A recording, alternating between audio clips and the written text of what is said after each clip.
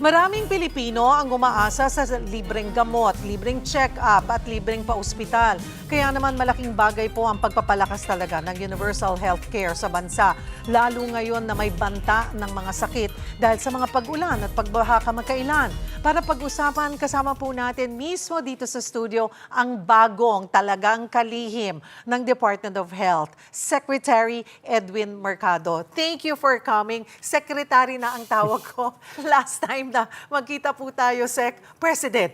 Oo, at mabilis yung mga pangyayari. That was just like 2 weeks ago or a little nandito more. lang ako 2 weeks ago. Oo, wala ka pang 2 weeks sa bago mo pong posisyon. Pero bago ko puntahan yung pagiging bago nyo pong Health Secretary, unahin ko muna itong mga issues, dahil sunod-sunod nga po itong mga pag-ulan, ayan na, kasunod na ang pagbaha. Yun pong kaso ng leptospirosis. Kasi ito yung nakakatakot talaga na dumami yung kaso. Nakitaan na po ba natin ang pagtaas? So, base sa tala namin, yung kahilintulad na panahon ng nakaraang taon ay 3,760 o mas mababa ng 45% ang nakikita natin yan. Pero hindi naman tayo actual na nung nakaraang panahon, pareho din yung panahon na nag-ulan. So, meron kasing incubation period dyan ng mga 5 to 15 days bago nga namin makita yung symptoms. So, yun ay aming inaantabayanan ngayon. Nagtayo na kami ng mga leptospirosis fast lane sa ating mga DOH hospitals dito sa NCR, sa Region 1, sa Region 3. At proactively, ang aking ginawa, kami na yung pumupunta sa mga komunidad para magbigay noong doxycycline. Ito yung tinatawag na prophylaxis drug na pag ininom, bahagya, may ibsan at mababawasan yung tsansang lumala o magkaroon ng active infection. Okay. Paklaruhin po natin itong doxycycline. Abay, hindi naman po ito, kayo pwede mag-self-medicate mga kapatid. Kailangan pa rin po ng assessment ng isang health worker or ng isang doktor. So, mas maigi pong dapat sa mga health center po sila pumunta? Tama yan. Kasi nga, aayon natin depende doon sa risk na natama ng ating pasyente. So, dapat po sumangguni doon sa ating health center at sa Yakap Center kasi sa Yakap din po available itong doxycycline natin. So, may almost 4,360 na tayong Yakap clinic sa buong bansa na pwede ring i-access apart from the local RHUs na pwede ring puntahan ng ating mga kababayan. Napaalalahanan po natin bago ko iwanan itong leptospirosis, Doc. Sino ba yung mga dapat mag-observe o mag-worry na kailangan nilang mag-take ng doxycycline? So kung ano man po na-expose tayo dahil tayo ay lumusong sa baha, na wala tayong mga suot na bota, pagka po minsanan lang, yun yung tinatawag na mild risk. Minsanan din lang iinom ng doxycycline. Pagka medyo malimit, dahil repeatedly, kung ang bahay mo ay medyo nandoon sa lugar na talagang bahain at kailangan kang lumusong para papunta ng trabaho, para mamalengke, yun, binibigyan namin moderate case ng doxycycline for 3 to 5 days. Pero yung like ating mga workers na talagang pumupunta at nagtatanggal ng mga bara sa drainage at kalimitan din talagang na lumulusong almost every day. Yon weekly na namin binibigyan until humupa ang baha at hindi na-expose yung ating pasyente. So yun naman yung severe or yung pinaka malubha na risk na magkaroon ka ng leptospirosis. Huwag nating maliitin mga kapatid, lalo na may nakikita tayo ginagawang swimming pool yung mga bata. Kasi hindi lamang po ito doon sa kung may galos ka o may sugat. Pag natalsikan ka sa bibig, sa ilong at saka sa mata, nandiyan yung posibilidad na may risk na po kayo na pwedeng yung tinatawag na leptospira na bakterya. Bakterya na kumakalat sa dugo, kaya yun ay lumalagak sa bato, sa atay, kahit sa ating utak, nagkakaroon din ng meningitis. Sa baga, namamagari ng baga. So, iwasan natin po. At kung wala naman tayong talagang mahalagang kailangang gawin, ay wag na pong tangkain lumusong sa baha. At kung malala pa, nakamamatay. So, sabi nyo nga, ang nakakatakot dito, baka nakalimutan nyo na nagkaroon kayo ng exposure sa baha, yung palang nararamdaman yung mga senyales, sintomas after a week, ay yan na pala, may connected na pala dyan ng leptospirosis. leptospirosis because mayroon itong incubation period na 5 to 15 days. 5 to 15 days. So ano po yung mga senyales, simptomas ulit na kailangan pong bantayan, Dok? So wag niyo pong ipapabaliwala. Baka sabihin, ay, naulanan lang ako, meron lang akong trangkaso. Parang tinatrangkaso lang yung nararamdaman. Huwag na po tayo magbaka sakali. So nandyan na po yung lagnat, pananakit ng kasukasuan, yung pong minsan po naninilaw na yung balat, lalo na po kung yung nga tinamaan ng ating atay. Pagka po hindi na tayo makaihi, kasi yun din, pagka nagkaroon po ng tama sa kidneys, nakakaroon din ng kidney failure. At yung po minsan nag-LBM din, nag-loose bowel movement. Pero yun nga, sabi po nyo, Sec, pinakamabisa, kung alam nyo may exposure na nga kayo sa baha, magtungo na po kayo sa inyong mga yakap provider or sa health center para ma-assess kayo, maunahan na baka kailangan nyo mag-take ng doxycycline. Tama po yan. At kapag kayo naman po ay nakasimptomas, pwede na po, again, dumulog sa health center. At kung kailangan man, huwag naman sana, ma-hospital, nagpalawig din po ang PhilHealth nung coverage ng leptospirosis. Okay. Yung pong mga common case from 20,000, umaabot na ng 68,000. At yung severe case, yung ang kailangan ng i-dialyze, kailangan ng lagyan ng respirator, umaabot na po ng almost 411,000. Ang laki. Laki na Kaya po. wag po matubiling pumunta ng hospital kasi covered naman po yan ng PhilHealth. Huwag niyong maliitin yung nararamdaman nyo ng mga senyales, sintomas. Especially, yung ngang mayroon na po tayong yakap program na mayroon na po dapat kayo by now na nakapili na kayo sana ng yakap provider na pwede niyong puntahan anytime pag may mga napapansin kayong karamdaman. Hindi po ba?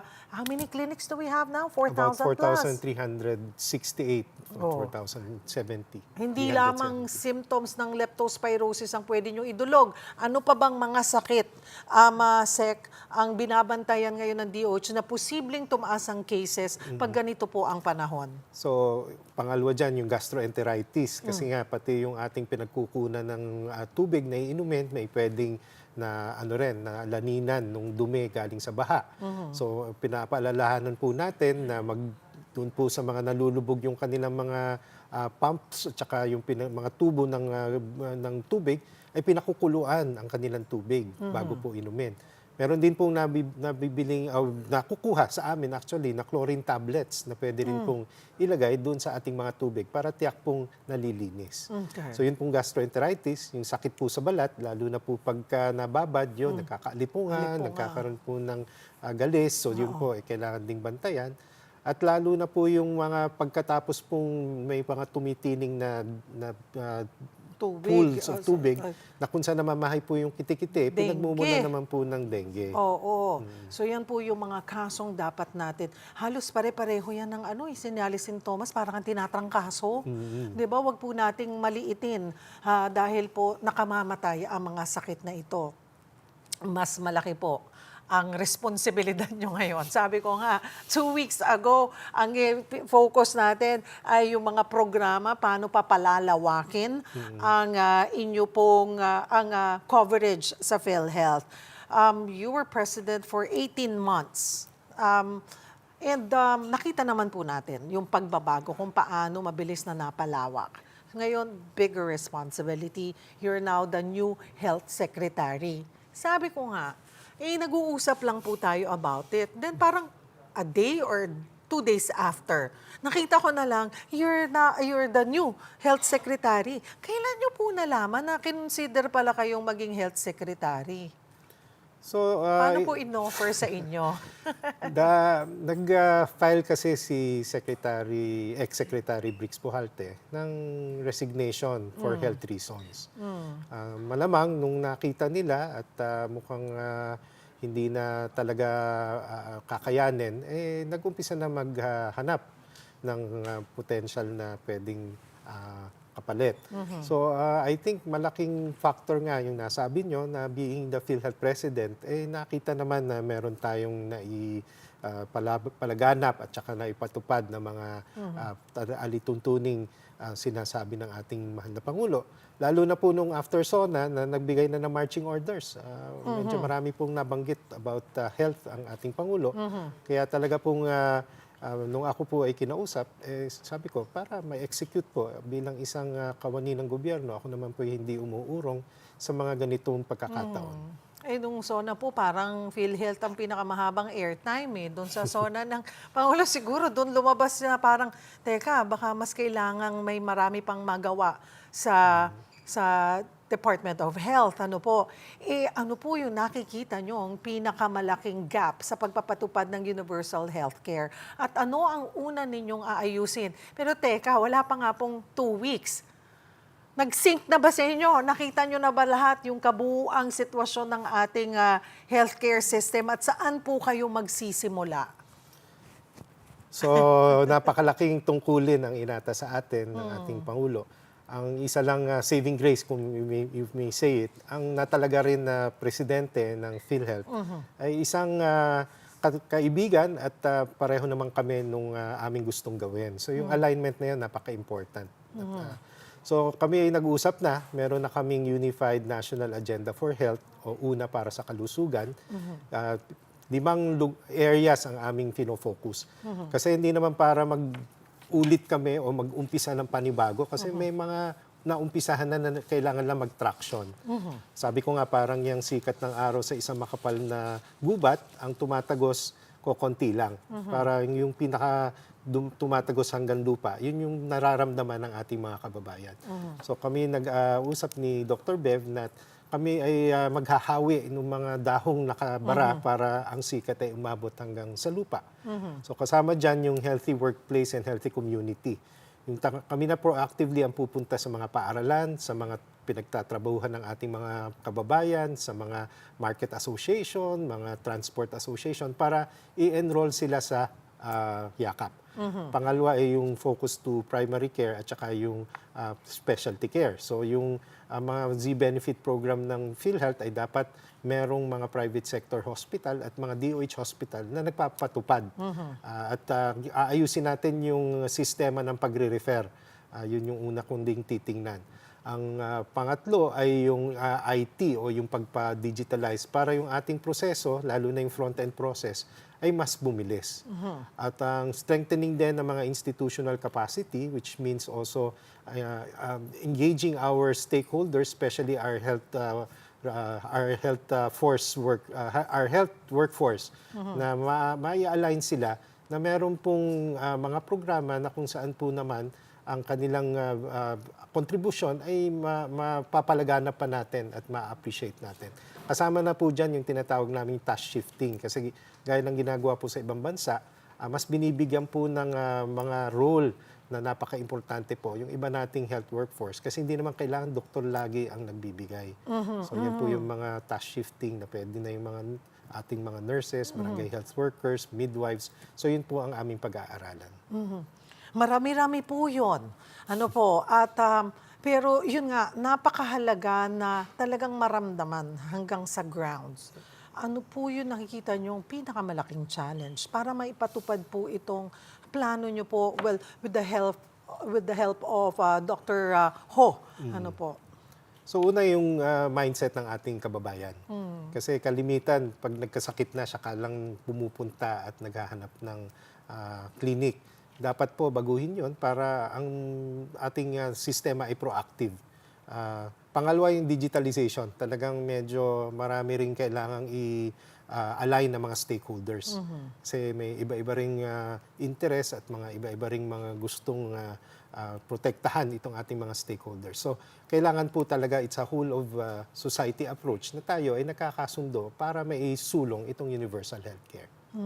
Isa rin po sa napakahalaga, kanina nabanggit ko na yung libreng gamot, at pagpapatingin. Nandoon na po tayo sa, sinimulan nyo na nung kayo po nasa PhilHealth, yung pagpapalawak ng libreng gamot. Hindi na lamang 21 na gamot na pasok po sa yakap program, mga kapatid. Nagdagdag pa ng additional 54 na gamot na may budget po tayo bawat miyembro po ng PhilHealth na worth 20,000 a year kung hindi pasok doon sa 21 na gamot. Yun po ba ay nandoon pa rin ba yung challenge na mas maging aware yung mga kababayan natin na If there's one thing na pwede nating abusuhin mula sa ating pamahalaan, ito na sana yung let's take advantage of this na pwedeng gamitin. So yung aming nakikita, may issue pa rin nung access kasi yung supply side o yung mga yun pharmacies, nga, oo. hindi siya kasing rami ng clinic. Ang hangad namin at least 1:1 or sana sumobra pa. So yung pong ating mga pharmacy, ini-engage po namin. Kami po naman ay nagbabayad ng on time dahil ang sistema po namin ay maganda na. At kami po ay hinahangad nga namin ay umabot ng mga 5,000 to 6,000 pharmacies ang ating maging accredited na gamot provider. Pero pinag-aaralan na rin po natin yung pagdagdag dun sa 75 na gamot na nabanggit na kanina. At meron na po kaming pinag-agrihan na parang algorithm kung ano po yung base dun sa nakikita nating mga pinakamalaganap na mga sakit. At ito po hintay-hintayin lang po natin. So kakaibat po nito, syempre yung sustainability. Saan tayo kukuha ng pantustos dito sa ganitong programa. So pinag-aaralan din po namin ano ba yung mga napupunta ng budget ng DOH na ibibigay na naman sa gamot para magkaroon po tayo ng alignment. Otherwise, parang meron tayong overlap at double compensation, kumbaga. Kaya tinitingnan din po namin sino ba magdadala niyan. Yan ba ay sa DOH o sa PhilHealth. At ngayon pa meron na kaming isang roadmap o agenda. I think mas mabilis naming mariresolve yung mga ganitong issue. Mas maximize natin yung budget. Hindi na dalawa pa, pareho lang pala ng role, isahin na lang para malaan yung ibang budget sa ibang bagay. Ganun po. So masasabi po ba natin na kahit na malaking challenge din po yung 2 taon na lang para po may maramdaman ang mga kapatid natin mula sa Department of Health this time. Kakayanin ba? May maiiwan po ba kayong talagang mararamdaman namin bago po kayo mag-step down or bago matapos ang administrasyong ito? Na-frustrate, hindi po natin mayalis, ano? Marami po nagsasabi na na-frustrate sila or hindi naramdaman kung anong meron, kung anong naibigay sana ng Department of Health. Nasayangan sila dun sa 4 years. Na may mahahabol ba na pagbabago sa nalalabing 2 taon, Secretary Mercado? So kami nga naglunsad nung itong aming una agenda nung Lunes, kasagsagan pa ng pag-ulan. At talagang sinabi ko sa mga kawani ng Department of Health na may urgency. We have to work together, we have to push it forward. At ang sabi ko nga, hindi naman ito mag-uumpisa from scratch, meron ng existing eh. So it's just a matter of really putting more emphasis and focus and also yung barriers, minsan policy eh. So pag ngayon na I have some role in policy making, baka mas mapabilis natin yung paglaganap ng mga programang naumpisahan natin sa PhilHealth at madagdagan pa. Not to put pressure, but yes, we are putting pressure. Na sana ay sayang eh, 'di ba? Maganda po yung objective at gustong mangyari sa universal healthcare.